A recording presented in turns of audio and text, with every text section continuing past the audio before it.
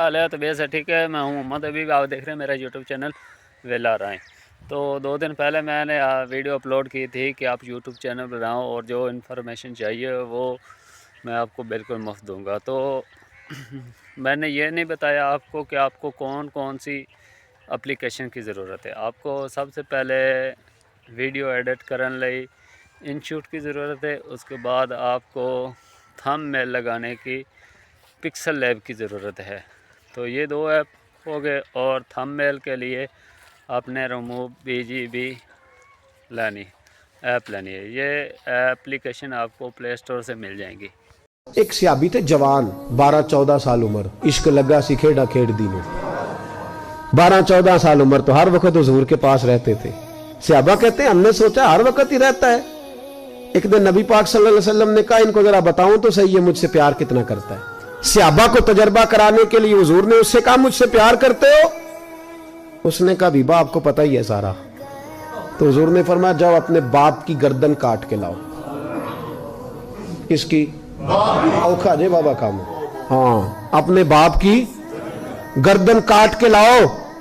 12-14 سال عمر، چھلانگ لگائی۔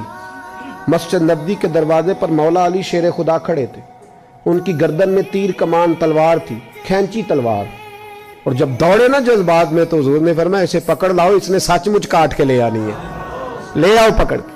عاشق نزاکت جانتے ہیں۔ حضرت طلحہ بن برا بیمار ہو گئے، بیمار، دن میں 2 دفعہ میرے نبی تیمارداری کرنے جاتے تھے، 2 دفعہ۔ اللہ کرے وہ بیماری میں ہی آ جائے۔ چر ہویا مینو ترلے لیندیاں، کدی موڑ میرے ول واگاں، خواب میری وچ ایک وار جہاں میں ساری عمر نہ جاگاں۔ نبی پاک صلی اللہ علیہ وسلم 2 دفعہ تیمارداری کرنے جاتے، 2 دفعہ دن، 2 دفعہ حضور پتہ لے۔ ایک دن حضور شام کو گئے، ان کا ماتھا چوما تو حضور کی آنکھوں میں آنسو آ گئے۔ پھر میرے حبیب پاک نے ان کے والد کو کونے میں بلایا، کوئی بات کہی، باپ بھی رونے لگے۔ حضور نے پھر پیار کیا، چلے گئے۔ حضرت طلحہ اپنے ابا جی سے کہنے لگے حضور کیا کہہ کے گئے ہیں؟ کہا بیٹے کچھ نہیں۔ کہا نہیں مجھے بتائیں، کچھ نہیں، رشتہ ہی بڑا نازک، نہیں بتائیں۔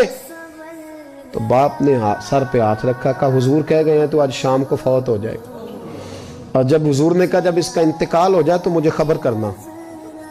والد کو چارپائی پہ بٹھا کے تو حضرت طلحہ نے ہاتھ پکڑ لیا۔ عشق تے اگ دوویں ایک برابر، پر عشق دا سیک ودھیرا، اگ تے ساڑے ککھ تے کانے، عشق ساڑے تن میرا، او اگ دا دارو می تے پانی، مینوں کوئی دسے عشق دا دارو کیڑا، بلے شاہ اتھے کچھ نہیں بچدا جتھے عشق ہوراں دا ڈیرا۔ ہاتھ پکڑا باپ کا اور کہنے لگے ابا جی ایک وعدہ کرو، رات کو جب میں فوت ہو جاؤں تو نبی پاک کو اطلاع نہیں دینی، خبر۔ کہا بیٹے حضور کہہ گئے ہیں دینی ہے، تو کہتا نہیں دینی، کیوں؟ عاشق نزاکت جانتے ہیں، اگرچہ 12-14 سال عمر تھی پر عشق پکا تھا نا، نزاکت سمجھتے تھے۔ کہنے لگے ابا جی جن گلیوں سے حضور نے گزر کے آنا ہے وہ یہودیوں کی گلیاں ہیں، ایسا نہ ہو میرے جنازے کی خاطر حضور گزرے اور کوئی میرے نبی کو تکلیف دے دے، اس لیے خبر نہیں کرنی مصطفیٰ کو، آپ جنازہ پڑھ کے دفنا دینا۔ رات کو انتقال ہوا، باپ نے جنازہ پڑھا، دفن کیا، سارا کچھ جاننے والے رسول آئے، کہا مجھے بتایا کیوں نہیں؟ عرض کی محبوبہ، کہتا تھا حضور کو تکلیف نہیں دینی، میری ذات کی خاطر تکلیف نہ دینا، نہ کوئی یہودی تکلیف نہ پہنچا دے، گلیاں یہودیوں کی ہیں، قربان جائیں، ساری دنیا روزہ رسول پہ، اور میرے رسول نے فرمایا مجھے بتاؤ اس کی قبر کہاں ہے؟ ساری دنیا روزہ رسول پہ، اور نبی پاک اس غلام کی قبر پہ کھڑے آنسو بہہ رہے ہیں۔ صحابہ کہتے ہیں ہر قبر پہ دعا یہ ہوتی تھی یا اللہ قبر کشادہ کر دے، یا اللہ اس کا حساب آسان کر دے۔ یہاں دعا بھی انوکھی، اس کے لیے دعا بھی انوکھی، رشتہ ہی بڑا نازک ہے۔